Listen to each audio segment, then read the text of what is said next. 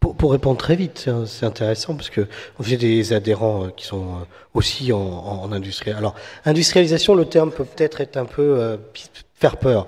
En fait, ce qui se passe, c'est qu'ils digitalisent leur processus et la contractualisation en mode collaboratif, en travaillant très en amont avec les fabricants en bois. Vous avez cité un chiffre, 1500 euros du mètre carré. J'ai l'exemple d'un bâtiment de 25 logements à 1300 euros du mètre carré, coût de construction. Bois, RE 2030. Donc c'est possible. Aujourd'hui, l'autre élément que je voulais aborder avant que tu abordes l'usage, c'est l'impact de toutes les directives européennes. Directives sur le bâtiment, sur l'efficacité énergétique, sur l'énergie renouvelable et sur le reporting financier des banques et des investisseurs, qui fait que nos ouvrages biosourcés, performants environnementalement, demain seront éligibles à des taux d'intérêt plus bas.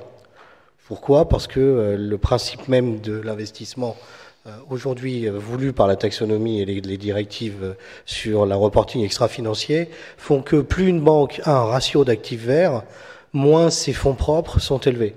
Donc, par automatisme, plus elle devrait être en mesure de vous proposer un taux d'intérêt réduit. Il ne s'agit pas de faire un grand soin, mais une taxation différenciée, simplement sur les plus-values, tu vois, ou une aide sur les fonciers avec un évitement carbone. On l'a regardé avec les travaux sur la feuille de route carbone. Quelqu'un qui construit des projets environnementaux de qualité dans un endroit où on réduit la mobilité, normalement, la collectivité devrait lui donner de l'argent. Ça évite de l'infrastructure à construire. Donc il y a aussi cette vision holistique.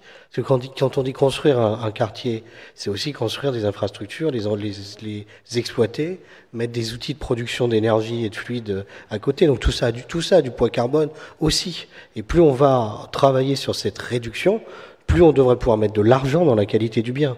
Donc il y a un phénomène de péréquation qui aujourd'hui n'existe pas, mais dont on voit avec les travaux sur la feuille de route carbone les liens, mais qui ne sont pas mis en œuvre tant au niveau de la vision politique dans les documents que de la vision fiscale et de revenus de la collectivité locale. Oui. Le problème qu'on rencontre, c'est que, comme je l'ai dit tout à l'heure, 100% des gens ici sont adhérents de la fédération, bougent sur le bois très vite, et au moment où on pourrait rentrer avec une minorité importante d'adhérents qui sont dans le bois, dans les biosourcés, qui avancent, et qui devraient être accompagnés avec un marché normal ou porteur, on va mettre un coup d'arrêt qui va frapper tout le monde au pire moment. C'est-à-dire, c'est vraiment pas le moment de faire ça.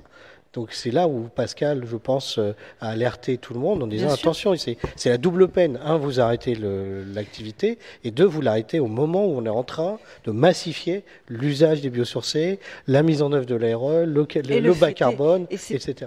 Alors il s'avère que dans les statistiques nationales, ce qu'a présenté Aventim, c'est un bâtiment neuf. Parce que il y a un permis de construire et c'est pas calculé comme une rénovation.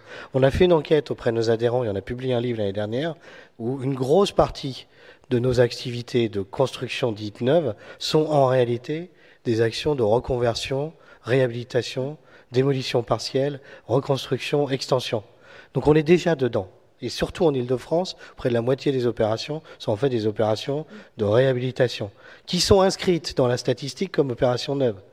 Bon, après, je ne fais pas la statistique des permis de construire. L'État y retravaille, parce qu'ils sont bien aperçus qu'il y avait un problème là, où on comptait comme opération neuve des choses qui sont en fait des opérations de revitalisation, reconstruction, rénovation.